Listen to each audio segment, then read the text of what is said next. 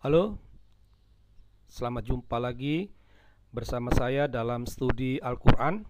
Kali ini kita akan bersama membahas surah Al-Maidah ayat 64. Surah Al-Maidah itu masuk dalam kelompok surah Madaniyah.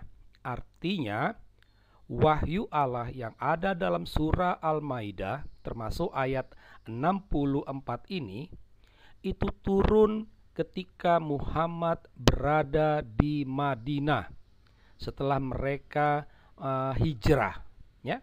Nah, bagaimana dengan teksnya? Teksnya kita ambil sepenggal saja, ya. Ambil bagian tengahnya saja. Dan kami timbulkan permusuhan dan kebencian di antara mereka sampai hari kiamat. Setiap mereka menyalakan api peperangan, Allah memadamkannya. Demikian wahyu Allah. Jadi ini merupakan kata-kata Allah, bukan kata-kata manusia, ya. Bukan kata-kata manusia, tapi kata-kata Allah sendiri. Nah, berhubung Al-Quran itu dikatakan kitab yang jelas, maka apa yang dikatakan Allah ini juga sudah jelas, ya, udah terang benderang, ya, sehingga kita tidak perlu lagi susah-susah untuk menafsirkannya. Akan tetapi ada dua kata kunci yang perlu kita jelaskan, ya. Yang pertama, kata kami ini merujuk kepada Allah, ya. Nah, ini pasti semua orang pasti sepaham, sepakat, ya. Sedangkan kata mereka itu merujuk kepada orang Yahudi. Ini juga pasti sepakat. Karena apa? Karena ada rujukannya pada awal dari ayat 64 ini, ya. Nah, itu. Jadi mereka di sini, yang dimaksud mereka di sini adalah orang Yahudi.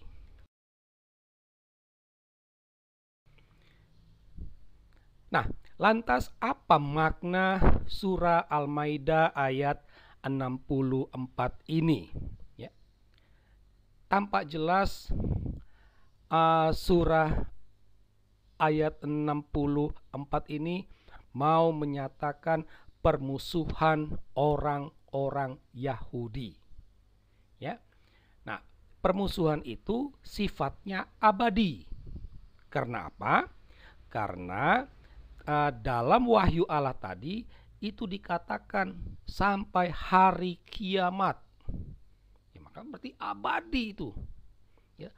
Permusuhan dengan orang Yahudi itu sampai hari kiamat. Malah kalau kita kaitkan dengan ayat 67, di situ ada kehendak Allah agar hal ini diwartakan terus-menerus, ya. Permusuhan dengan orang Yahudi ini diwartakan terus-menerus. Maka inilah yang menyebabkan permusuhan dengan orang Yahudi itu sifatnya abadi. Nah, orang Yahudi, jadi sudah jelas orang Yahudi di sini adalah sumber permusuhan, sedangkan orang Islam itu korban dari permusuhan tersebut, ya. Nah, sorry. Nah, dari sini apa makna yang bisa dipetik, ya? Tidak ada kedamaian pada orang Yahudi, ya. Tidak ada. Karena apa? Karena orang Yahudi itu selalu menjadi sumber permusuhan, selalu menjadi sumber pertikaian. Nah, inilah yang mau disampaikan Allah lewat surah Al-Maidah ayat 64.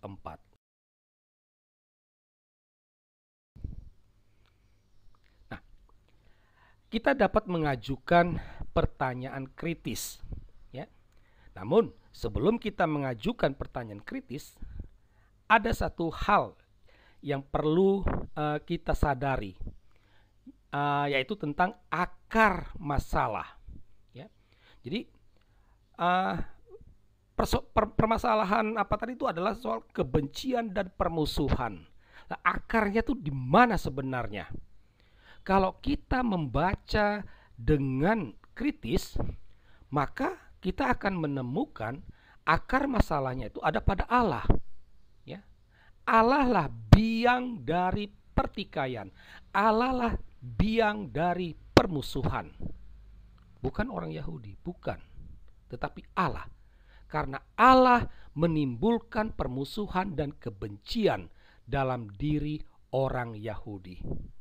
Nah, dari sinilah muncul pertanyaan, kenapa Allah tidak menumbuhkan semangat persaudaraan dan perdamaian dalam diri orang Yahudi? Ya. Kenapa Allah malah menimbulkan permusuhan dan kebencian? Ini pertanyaannya. Allah seharusnya menumbuhkan semangat persaudaraan dan perdamaian. Tetapi ini tidak dilakukan. Kenapa? Kok malah yang dilakukan adalah menimbulkan permusuhan dan kebencian?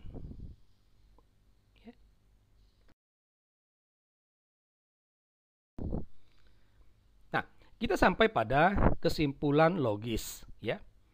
Ada beberapa butir penting sebagai kesimpulan. Yang pertama, dari surah Al-Maidah ayat 64 ini dapat dikatakan orang Yahudi itu buruk sepanjang masa. Ini menjadi sikap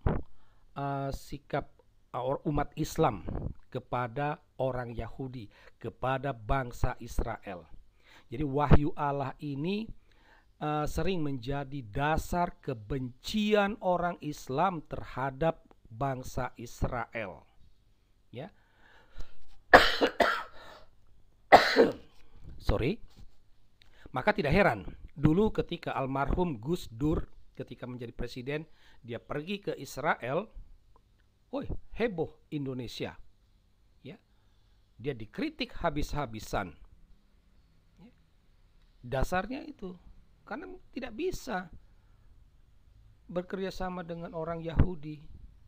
Orang Yahudi itu buruk sepanjang masa, tidak ada yang baik. Itulah pandangan orang Islam. Allah itu sebenarnya biang utamanya. Dialah yang menyebabkan pertikaian, dialah yang menyebabkan permusuhan. Tetapi oleh umat Islam semuanya ini dilemparkan kepada orang Yahudi. Orang Yahudi menjadi kambing hitam. Ini sepertinya kebiasaan umat Islam. Bisa dikatakan kesimpulan lain adalah Allah doyan dengan kekacauan. Kalau dia tidak suka dengan kekacauan, Allah justru menimbulkan perdamaian dan cinta kasih, bukannya permusuhan dan kebencian. Karena Allah yang menimbulkan permusuhan dan kebencian, maka bisa dikatakan, bisa disimpulkan Allah itu doyan dengan kekacauan. Kesimpulan lain, Allah itu sepertinya pahlawan kesiangan. Ya. Dikatakan ketika orang Yahudi menyalakan api peperangan, Allah memadamkannya. Sok menjadi pahlawan.